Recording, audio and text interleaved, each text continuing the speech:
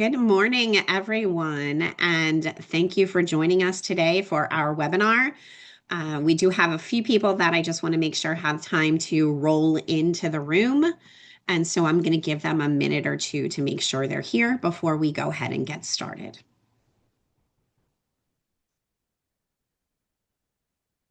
More coffee time. I was going to say, I guess it's not really morning either, but It depending on is where for you're me. at, it is morning depending on where you are. We'll give it just one more minute just to make sure that the time lag that sometimes happens on a Zoom happens. Yeah, when it pops up like, do you want to log in from your workplace app? And then it takes 40 seconds to load that app. Yep. Yeah. So I know it sometimes is a minute or two. But I am excited to get started with this conversation. I think there's some good stuff that we're going to have a chance to talk about.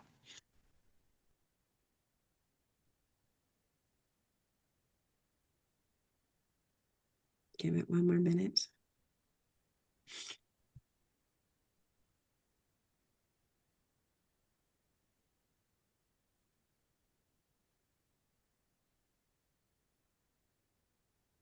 All right. It doesn't look like anyone's still rolling in from the parking lot. So we will go ahead and get started. Good afternoon, everyone. Thank you for joining us for the Workplace Violence webinar.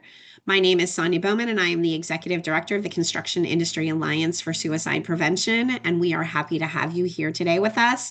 This webinar will be recorded, so if you at any point feel like it becomes too stressful or that this conversation feels too heavy, you are welcome to leave the webinar and then come back for any of the resources that you need at the end. As always, preventconstructionsuicide.com is a great place to receive resources for construction, mental health, and suicide prevention. And then you can also go to CPWR's website as well, and Chris can share, I think it's a .org. But he can share that as well with you so that you can receive CPWR's resources. Again, this is a topic that can feel a little bit heavy and activating, so please take care of yourself as we go through that. I am going to introduce my guests today and have them share a little bit about who they are and why this conversation is important to them. So we'll start with Chris. If you could share with us who you are and what brings you to this conversation, please. Hi, all right, thanks. Thanks, Sonia. My name is Chris Rodman. I work with CPWR, the Center for Construction Research and Training. I believe my title is Opioid Projects Coordinator, and I must say that is needs to probably be updated because I currently really work on anything that is mental health related. I have a master's of public health. I'm not a uh, industrial hygienist, which I know many people from CPWR are, but I have a master's of public health, and my main interest was opioids, and that's why I got started here. But I've been working on many topics, including suicide, bullying, and well, and many more as it turns out now. So. I am here today because CPWR has been working on a document that we are going to be releasing hopefully within a month or so that has to do with workplace violence. We are including in there kind of a sample policy, and our hope is to show people that if they don't have a policy already ready to go, that they can kind of look to this document and at least get started on something. We want to kind of lower the bar to make sure that everyone has the opportunity to be, planning ahead for workplace violence and making sure we're protecting workers. So, thanks. With that, I'll pass to Kabri. Thanks. And Chris, congratulations on being a new father. Thank you. Oh Yes, yes, thank you. From that to be here. If it looks like the wheels aren't turning quickly today, it's because I'm a little sleep deprived. We have a 1 month old that's not quite, they're up all night long. So, Yeah. but Yep. thank you. It's Well, Yes. thank been you for been being amazing. here and kind of stepping away from those exciting new duties to join us on this Sure. conversation. Well, good morning from the West Coast, y'all. I'm Kabri Lehrman-Schmid. I'm a project superintendent with HENSEL PHELPS, a large nationwide general contractor building services provider. I'm also a board member for the Construction Industry Alliance for Suicide Prevention. I had the great honor to stumble into the work that Chris has been working on as a leader of a job site what has been missing is really an understanding of what my responsibility is, what my opportunities are, and what pre-planning I can do in terms of workplace violence considerations, from what you might see more in a general conversation. Are you qualifying a argument as workplace violence, all the way through preparing for an active shooter type situation? And so to be able to help contribute to and develop a resource for the industry that not only helps organizations prepare, but helps job sites prepare, is really where my interest is in this topic. I am currently on a $2.5 billion project running the construction that we anticipate to have about 300 craft workers. And so having a consistent message and a plan is really important to me. Well, thank you both for being here. I appreciate the time that you took to obviously prepare for this conversation, but the work that you're doing in and around the industry to keep our teams safe. I do want to level set just a little bit so everybody knows specifically what we're talking about when we're talking about workplace violence, and then we'll get into the conversation. So I'm just going to take a minute and walk through the definition that we used and that CPWR used in that document that Chris had referenced to level set what workplace violence means in the context of this conversation. So workplace violence means any act or threat of physical violence, harassment, intimidation, or sexual violence, or other threatening behaviors that occur at a workplace.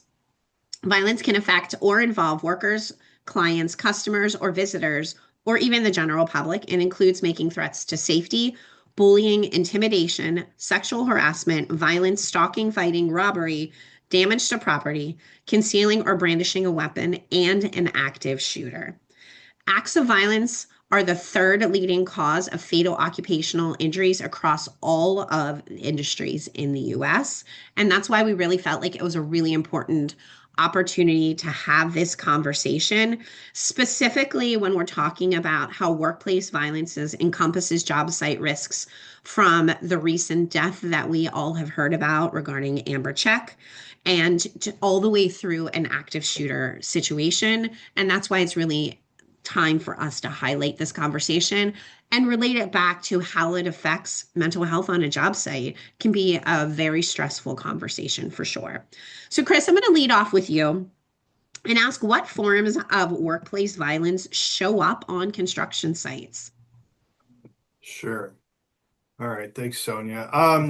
The one that I'm most familiar with, I would say, is bullying and harassment. But that's really because of some of the work I've done previously. I was involved in a large study where we had 5,000 responses, where we worked with one of the unions. And we had many open-ended responses where we were able to really ask people, like, what did you experience? And I think when we look at that list, right? That I think that's probably the one that obviously makes the most sense.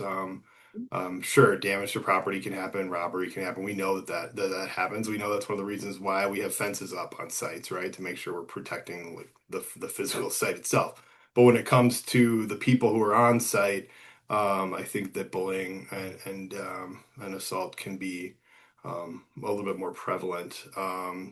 And I would also point out that if you were to just, if you see our document, you kind of end up looking into it a little bit further. One of the reasons that we came up with the definition that we did, you'll notice that it's a little bit different than the CDC definition. And essentially, we took the CDC definition and then we actually went into the data that the CDC was referencing, and we noticed that that data included a slightly broader set of issues, and so we just made sure to name them. For example, sexual harassment does not show up on the CDC definition, but I would, of course, argue that it is the way they have written it is the umbrella covers sexual harassment. But we wanted to make sure that it was in there specifically, because we didn't want to leave anything out that was very, I think, obvious to us that should be part of the definition.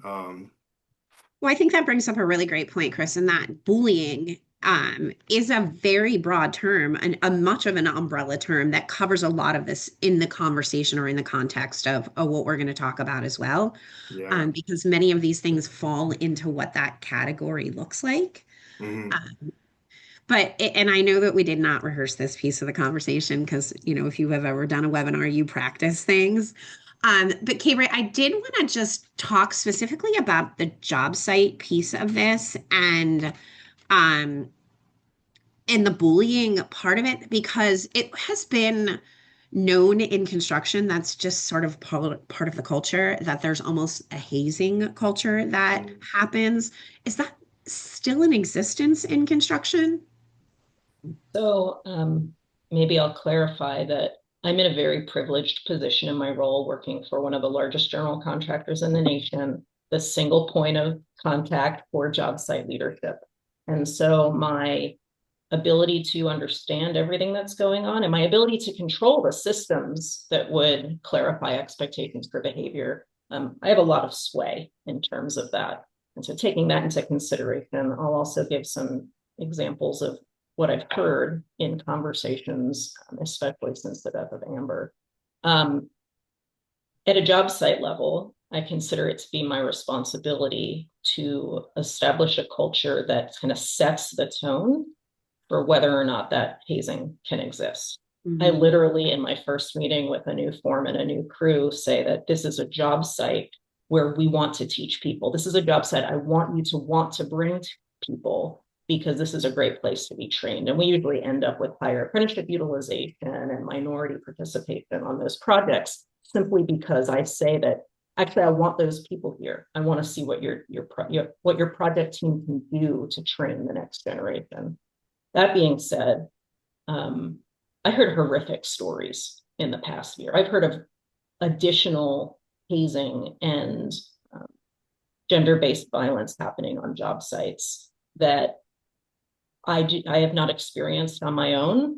It definitely still exists, which is why this is a topic where, when we talk about workplace violence as an organization, as a job site workflow, as a planning procedure, we're setting definitions and we're making sure that communication channels are clear ahead of time. Because even if you don't experience it from your position, from your job site, it exists. And so we need to be prepared to talk about it and act.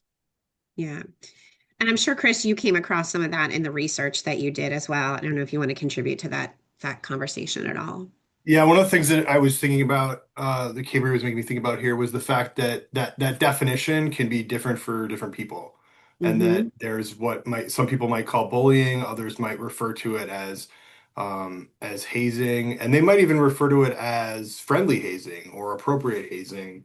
And depending on what it is, yeah, it's actually sounds like a joke and it's very friendly. And well, if it's done one time and haha, now we're all part of the team, sure, that might be okay. And I think it comes down to when these things are repeated and targeted, and even something that's kind of simple and semi-friendly can turn into something that's worse. But of course, and so having these definitions and also having, of course, to have things in place to know how to respond, ends up being important, because and having people trained and in recognizing it and watching out for it, and it's all part of the equation. And I think yeah, not to go back to the document, but I think we are trying to show, that in this document that you'll be seeing at some point, that training is a big part of it, making sure supervisors are trained and understand, and then making sure that the people on site know what the policies are and see them and have heard them a few times and can, see them on a poster. Like, these are all really important for making sure that people stay safe, and also making sure that cultural change occurs. You can't just say it once and expect anything to be different. So I know that we're now having this conversation, and it may feel like it is in reference to recent events, but this isn't a new conversation. Kabri, can you talk a little bit about how job site leadership has always been thinking about workplace violence and how to prepare for that? Yeah, sure. So I do think the industry has been workplace violence adjacent planning in many ways. We are already planning projects, to Chris's point, with consideration to security. Right. I've worked on downtown job sites next to drug setups. You have different types of security than when you're on a campus And higher education campus that has its own, police system, right? Right. We're always planning ahead of time for security. We're responding to concerns about theft. We're making sure that we're monitoring the access in and out of the site. That is a large part of the equation of planning for workplace violence. We also plan for physical safety, right? Part of being able to respond to any injuries on site, whether it's workplace violence or from a safety hazard, we have procedures in place. And increasingly, we're talking about mental health. But because workplace violence is a large umbrella that does address specific behaviors, there is planning we haven't done. And that's why I'm so excited that, an industry resource is being created, because we don't talk enough about pre-planning the communication that takes place if an incident were to occur. And when I say incident, large range here, whether that's defining if there's a system that acknowledges how many strikes of a behavior is problematic, or it's what is the actual procedure if there's an active shooter on site. On my last project, which was on a university campus, we knew that there was a communication system that involved campus security, and we were involved in part of the reaction response. We were not the spokesperson in that case, but there was a coordination effort in the case that the campus was having an emergency. We also have an opportunity as an industry to better train our field leadership to understand what is escalating behavior so that we can step in, set different expectations, understand how we ourselves could be responding. And then with our organizations, establish what the communication is for a response to that incident. So it was so timely that right before I learned about CPWR work on workplace violence, I went to my own corporate leadership and I said, what do we have? And they're like, what do you mean? And I'm like, well, who do I call if there's an incident? And, HR, legal, safety, where does that information go? Who helps me make a decision? And so what we've not done as an industry is really clarify the workflows for those critical decision points to make it easy on job site leadership to respond. Because the reality is that most job site leaders are already feeling a tension before something happens. And so it's whether they have the systems to be able to be equipped to. It's a very good point. I do just want to make a note, because I did not do it at the beginning of this conversation, that I know there's going to be some questions that are going to come up. If you could drop those in the Q&A section for us, we will make sure we get to them at the end. We did leave time in this conversation for that. I did see a hand go up, but if we could just save that for the end, I'd appreciate it. Just make a note of your question if you don't mind, please. And I promise that we will get back to them before we get to the end of this. Chris, Kabri did just talk a little bit about sort of setting the tone on the job site, or going back to the team and saying, like, what's our plan and who do I look to for that? How can companies build a culture where workers feel safe about reporting those concerns, or without fear of retaliation? Like, what does that look like from a corporate side of it, or from that piece of the conversation? Sure. Well, I think there's a few things and maybe some background too to think about. One of the reasons why we want to be talking about the fact that we don't retaliate is because you end up with a situation where people are reporting, right? So that's why we want it to be that way. And we do know, for example, that only a small percentage of people who experience workplace violence currently report it. So that's maybe why we want to do it, and we want to build that culture where people feel safe doing so. One of the ways to do that is to make sure that there's multiple or even many ways to report, that there are different people that you can report the same type of incident to, that there are ways to do it completely anonymously, and then even in doing something anonymously, that could be done in multiple ways. We just want to make it easy, and this person who, depending on what they've experienced, really may not be interested in taking that next step. Because even just the step itself is so difficult.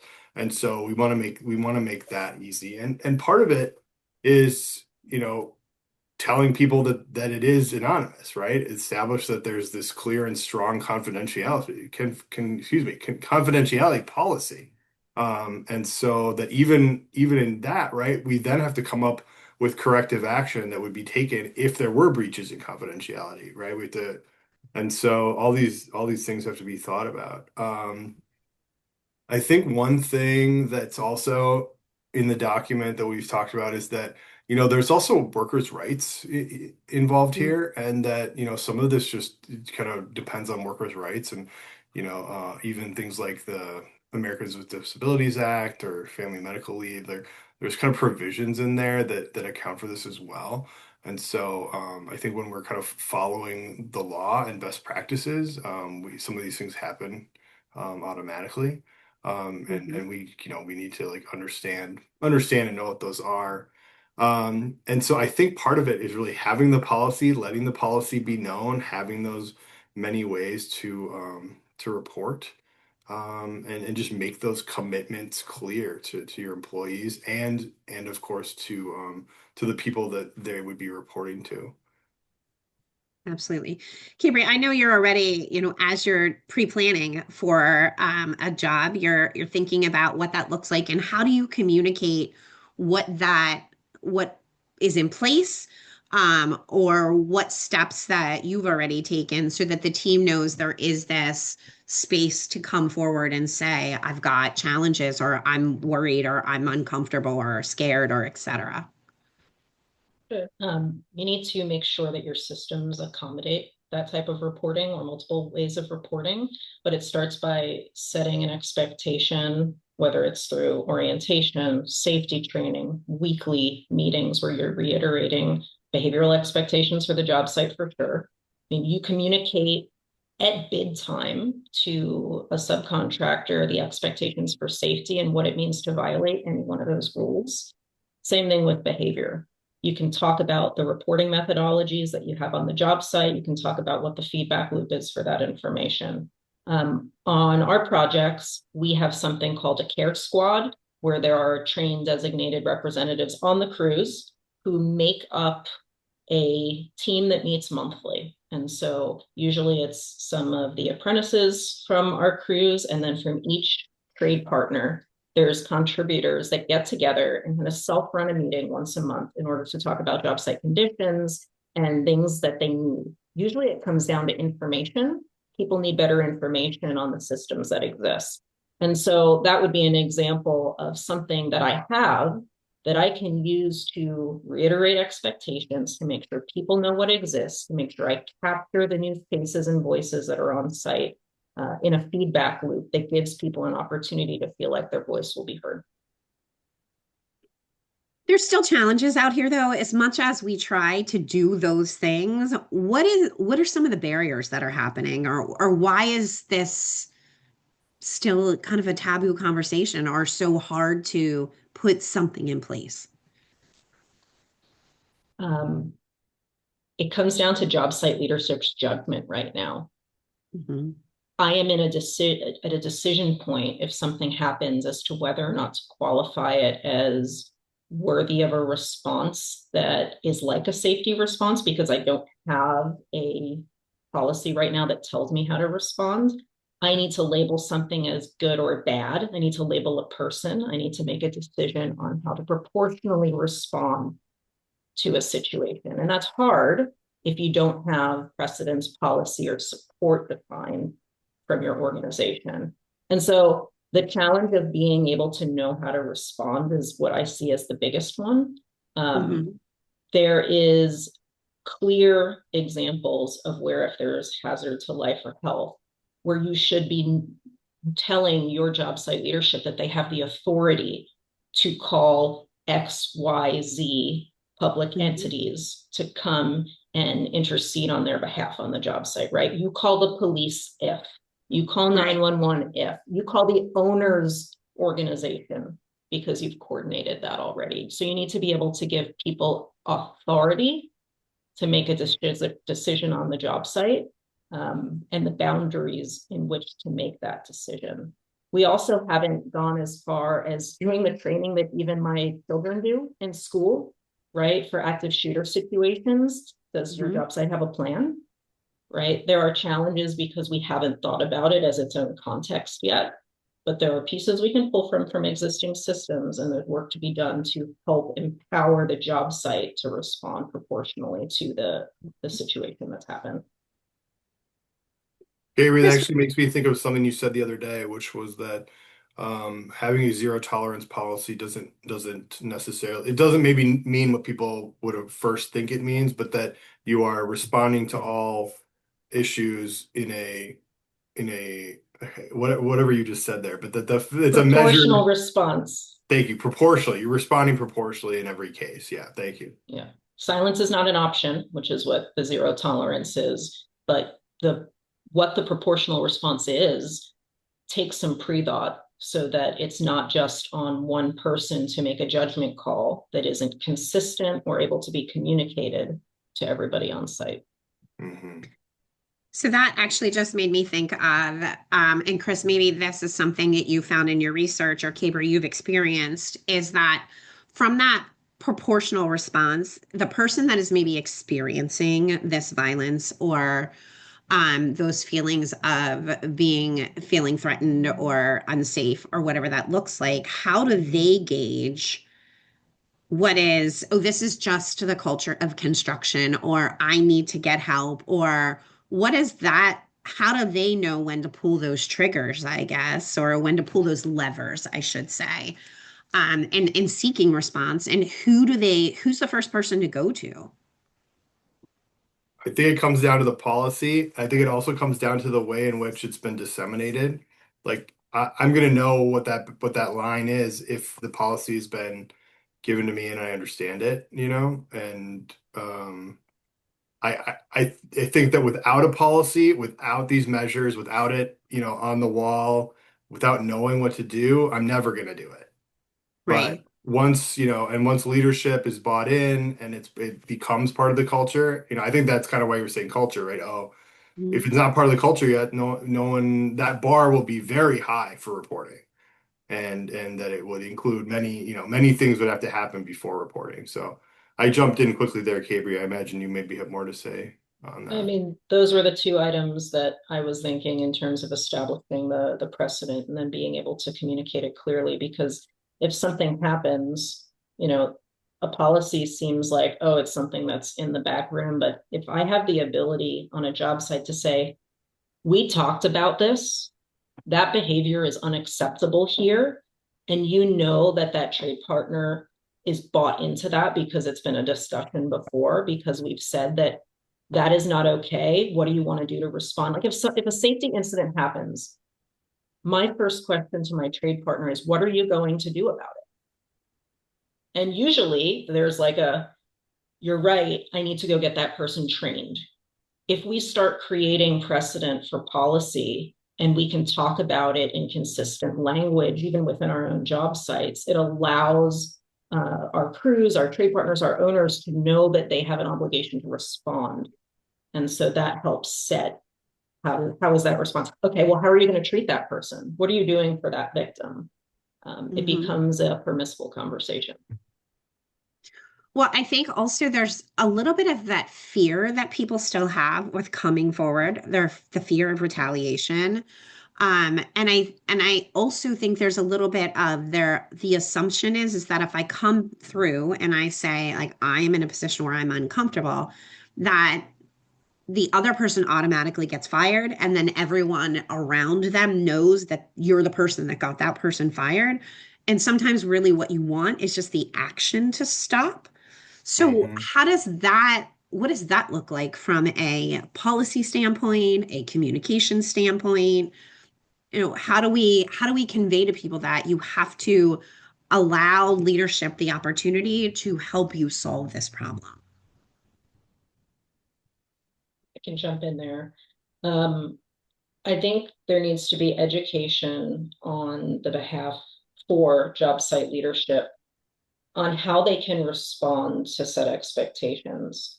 You can, in a full job site meeting, correct a behavior without putting somebody on the do not talk to this person's in trouble list.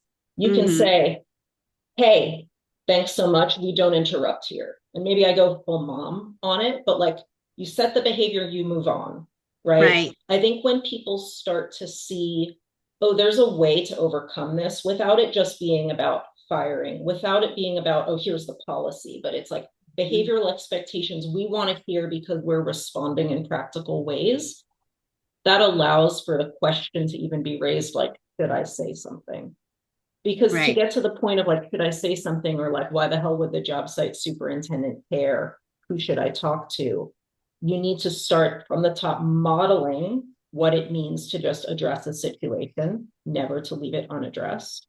It's problematic if I don't address somebody interrupting the safety meeting, right? I'm Yeah. setting a Yeah. different precedence. Mm-hmm. And then to give even the next tier and the tier beyond that of leaders an avenue to receive a complaint and know what to do. Because let's take safety again, for example. Somebody cuts their finger on a crew. That foreman needs to know whether or not they're going to report it to the job site's general contractor, right? Like, sure, the contract says you're going to report everything, but there needs to be this level of understanding of where the information goes, how people can work together to resolve it. If I'm Right. saying we have job site first aid, let's work together to make sure that person gets the right attention on their injury so that it doesn't turn into an ER case overnight, right? Mm-hmm. You can work together to define communication where people feel comfortable handling it and working with others to handle it. How does that change a person reporting, Sonya? That is a forever society-wide It is. challenge, Yeah.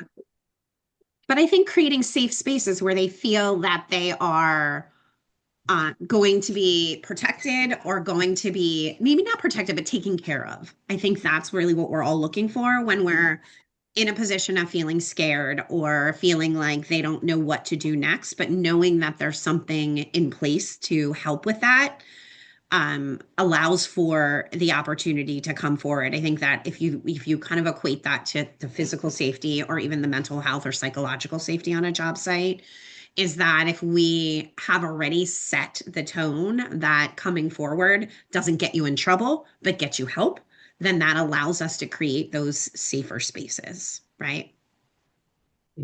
I've one other thing to interject there that I think is also related, and that's the fact that you can also bring the person reporting can also maybe establish what they think is like what they're hoping to see, because not everyone's hoping that someone gets in trouble, right? They're hoping maybe they Right. don't work with that person as often, and I know maybe that can't always be the case, but part of this is maybe including that person in the conversation about what happens moving forward. It might just be that they want the supervisor to know what's going on. They're Mm-hmm. not ready for anything to happen yet, but they just want to know, here's what I've been experiencing. And if it keeps happening, I need a change so I think having that that helps the bar, like that threshold kind of be lowered as well, knowing that if someone's a victim, that they'll have maybe a say in how things move forward. Yeah, absolutely. When we talk about warning signs, sometimes in construction, and we talk about specifically warning signs when someone is struggling with their mental health, some of that is jumping to conflict more easily, or to kind of going from that 0 to 60 very, very quickly. So, how can foremen or job site supervisors be trained to de escalate conflict in the moment? Because it doesn't necessarily just have to be about workplace violence, but conflict happens more often than we'd all like to think on a job site. So, what does that de escalation look like?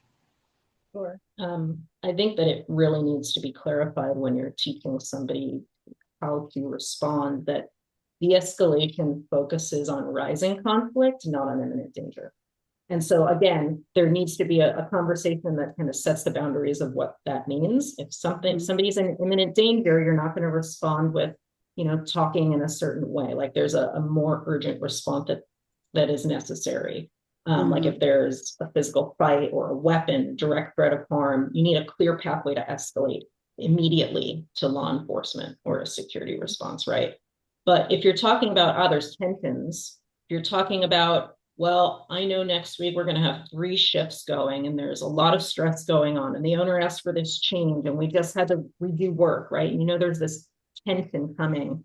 You can recognize that the tension is existing by how people are reacting, whether or not you're getting like explosive answers, whether or not people are able to focus on their work, the same kind of distraction challenges we see with mental health. You're looking for this buildup of tension between crews, on crews, right, across the job site. A good way to monitor that is if you have like daily foreman or leadership huddles, right? Kind of checking in with people on, hey, I know that we have this huge goal. There's a lot going on right now. How's your crew doing? And giving them an opportunity to talk. But if you're in like the midst of a situation and you come across the head of your sheet metal workers and the head of your electricians like going at it, right? You as a leader, anybody can step in and kind of interrupt the environment. Hey, what's going on, right? You can try to lower the temperature. You're never going to jump in and try to like create the fight between them, right? You're not going to escalate your own energy. You're going to make sure that you're modeling behavior of saying like, hey, on this job site, we can disagree on sequencing. We do not throw hammers across the room, whatever it ends up being. So you're interrupting the environment. You're trying to lower the temperature with the behavior that you're modeling. And then you're acknowledging what's going on without agreeing to what's going on. I see that there's 2 people working in this room right now, which sounds like we're going to need to figure out who needs to go first. But it's not okay that we're having this behavior happening, and we reset those expectations for what is productive working through. And that might be pulling somebody aside. You don't want this to be happening in front of 100 people, right? Let's go talk over here. Once you're working through this like escalation, you do want to figure out how you're documenting it and escalating it if needed. If somebody throws a hammer, there needs to be follow-up, right? To allow an organization, a person to respond and to kind of repair the precedent that has been broken on the job site. Or if it's something more serious, right, you're escalating it to the point of their company's response. Sure. Chris, what are your thoughts on that? Well, I can just see here where Kabri was, instrumental in helping with our document, because she so eloquently talked about it, where I have these quick bullets that that I'm looking at. But one of the things that popped out that I'm sure Kabri wrote was that this is, something that's an incident that can be looked at as a behavioral problem is actually a system failure.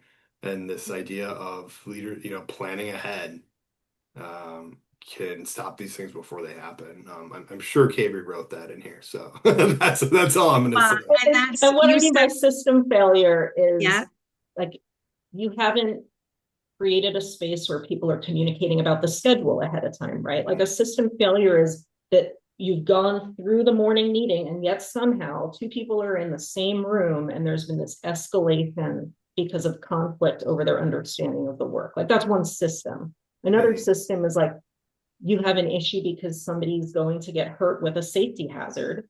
And so there's kind of this, it could be a foreman yelling at an apprentice about not wearing a harness the right way, right? There's a failure in a training system there, a failure in expectation of how you planned for that work. And so whether it's communication or it's like the technical execution, it is a systems failure that can be planned for ahead of time and improved upon when you see that there's a failure there. I love when what I had planned to ask comes out just naturally in the conversation, because that really goes back to, and Kabri, you touched on this, is that there are some opportunities where there is foreseeable risk that we can start addressing ahead of time so that it doesn't turn into a workplace violence issue, excuse me, or doesn't escalate into a place where we have conflicts that arise that really could have been quelled with some planning, right? I think that's important to talk about. So I guess as we're kind of getting close to time, and I want to make sure that we leave about 10 minutes for some Q&A, because I feel like there could be some of that here. Chris, what does an effective immediate response look like when violence occurs on a job site? What has to happen first? And then what are some of those things that can kind of be those next steps in this case? So I think there's, different ways in which, the response has to take place, right? There's that maybe immediate response, where um, you're gonna like you're gonna respond to the person, make sure that you're helping them, that depending on what is needed, they might, depending on how severe this is, right? There could be that you need to have medical evaluation or treatment, right? It'd be even similar like when someone gets hurt. Like what's the next thing quickly to make sure this person is, kind of like triage to be okay. But then depending on what kind of violence this was, getting them to the right resource. So having these resources ahead of time, knowing where you're going to try to either tell someone to call or even go, right, to get help. And so knowing what your company benefits are or your union benefits, knowing about employee assistance programs, that kind of thing, are one thing. Knowing about what's available locally is going to help you, um, as well.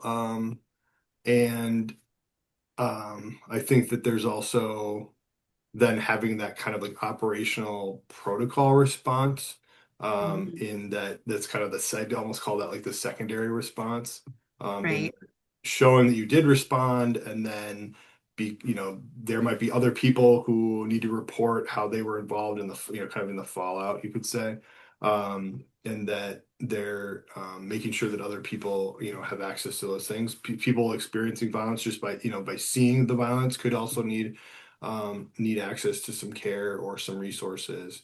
And then I think it does again go back to that like autonomy thing I was mentioning earlier, in that the person who experiences that violence, that if you can kind of include them in the if first of all, if things are, we're talking about privacy, and then if they can be somewhat involved in like how things are going to be moving forward, depending on if that's, how appropriate that is, that it also shows like an example, and that in the future people might be more likely to report, as well. So I feel like that was a lot of mumbling and bumbling, but hopefully that did answer your question.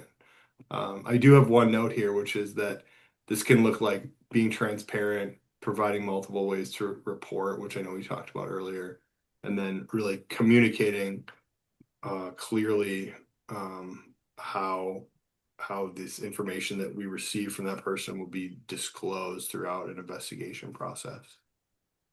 Absolutely. Kabri, I'm not sure if you wanted to add anything to that. Like, what does that immediate response look like from a practical standpoint? It's knowing who to call, right? Hmm. It's knowing what you have the authority to make a decision on. That is a premeditated conversation, whether it's a written down policy or it's an established protocol. You need to know that workflow. Yeah, absolutely. I think one of the final things that I want to touch on a little bit, and Chris, I know that, this is something that your work has focused on a little bit too, is um, after the incident, how should companies support the worker, both emotionally and operationally? What does that look like? Because I think it's important to recognize that while we talk about this as a very high level and a policy piece of this conversation, when we boil it down, there are people involved in this, there are emotions involved in this. And there is some long-term mental health effects that can really be part of this conversation. So what does that look like in context of what we've been talking about? Sure, maybe I was saying too much about that before I'm realizing, but I think it is similar, right? It's that they need to have access to resources. If they need a medical evaluation, they have that. That we could be providing them information about their benefits, that they can, have. So if it's an EAP, right, they could have access to, mental health care, not just care that's looking at their physical health. I think this also can come down to making sure people are trained in recognizing, some of these things in others, that someone could have been experiencing something, but they don't report it, and they now have a very marked kind of change to their behavior on site, right? They could show up, and people say, oh, this person isn't acting like themselves. People who work with them every day could maybe notice it. Um, And then, I think that comes down to training and being able to recognize things, ask people questions, be able to have a conversation with someone, and then being, of course, prepared to respond, depending on what you find out.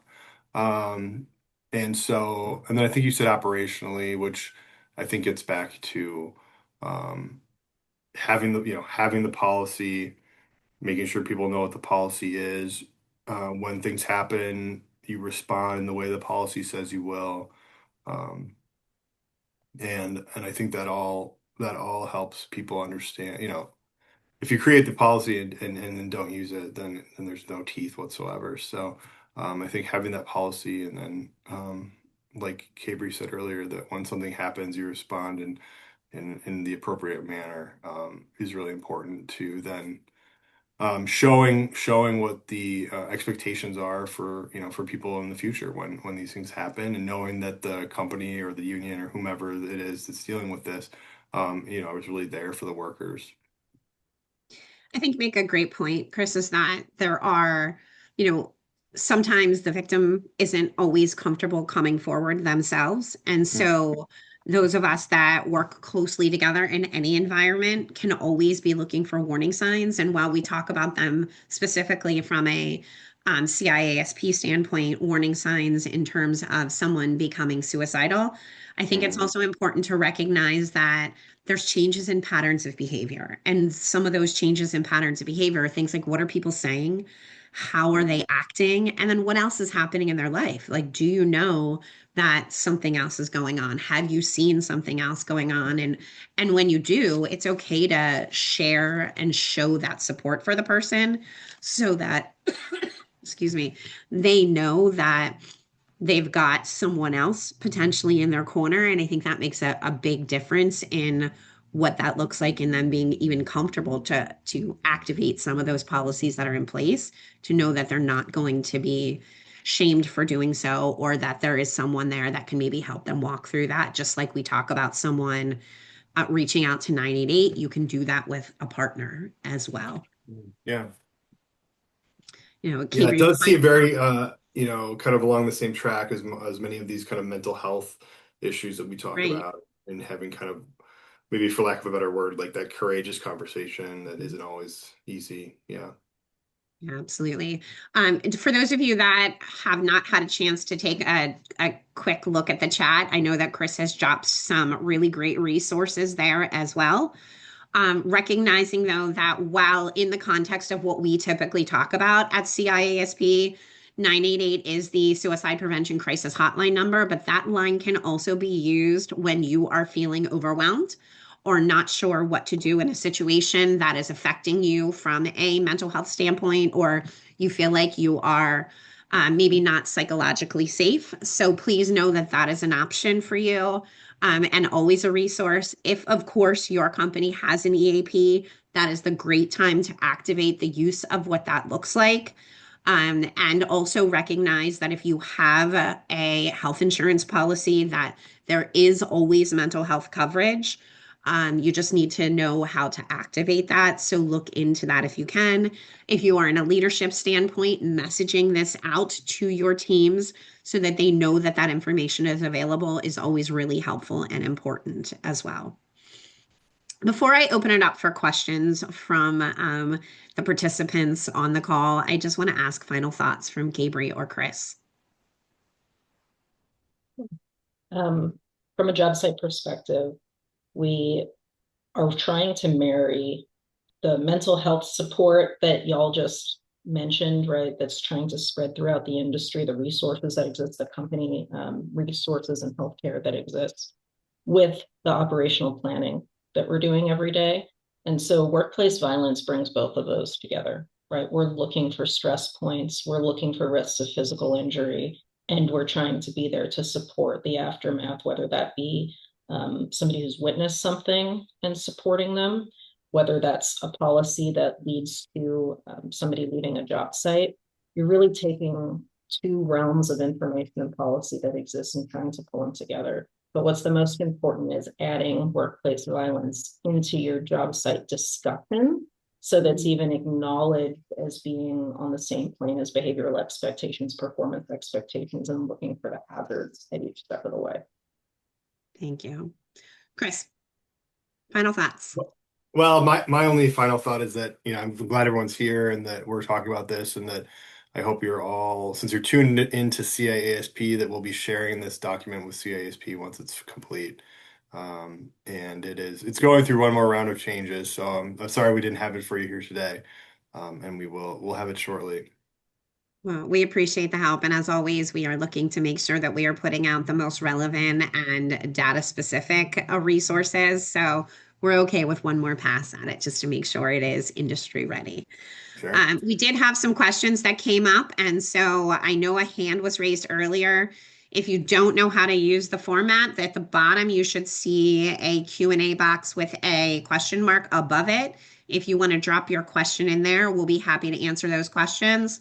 I will leave things open for a few minutes while people are taking the time to write those questions in there. Thank you for joining us, and thank you, panelists, for your expertise in this conversation. I appreciate you be willing to share your time and your talents to this conversation. So we'll leave it open for a few more minutes to see if anybody has any questions.